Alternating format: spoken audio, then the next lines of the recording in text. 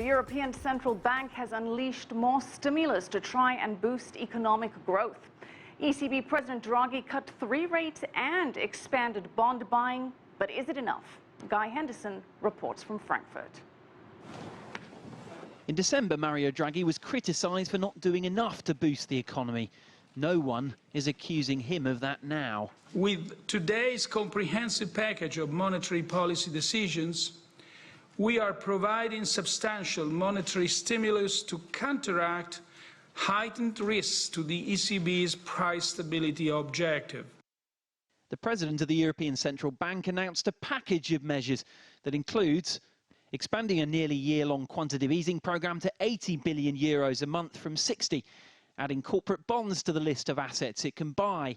And the ECB will charge banks more interest, 0.4%, for holding on to their cash instead of lending it, but then also pay them to borrow money. The ECB has opened up the possibility to even grant a negative refinancing rate for banks subject to certain conditions, and the conditions are to make sure that these additional funds indeed go to additional loans given to the real economy. The aim to pump money back into the economy and reverse a slide into deflation, caused in part by low oil prices and a slowdown in developing economies. But with a weak economic recovery here, more lending could be risky. Even with these extra incentives, it's unclear whether European banks will be willing to write more loans.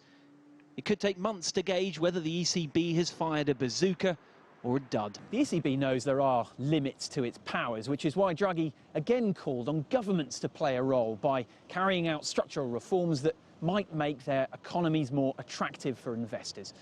But while governments may broadly agree with that assessment in theory, in reality, waning popularity back home for many of them may mean they also feel increasingly constrained. Guy Henderson, CCTV, Frankfurt.